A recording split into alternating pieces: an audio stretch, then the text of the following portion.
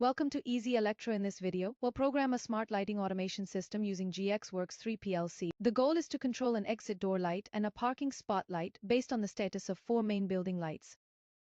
Here's how the logic works. When the 4 main lights turn off, the exit door light remains on for 10 seconds, ensuring a safe and well-lit pathway for people exiting the building. After 10 seconds, the exit light automatically turns off, and at the same time, the parking spot light switches on for 12 seconds to provide visibility outside. This ensures a smooth transition from indoor to outdoor lighting while improving safety and energy efficiency.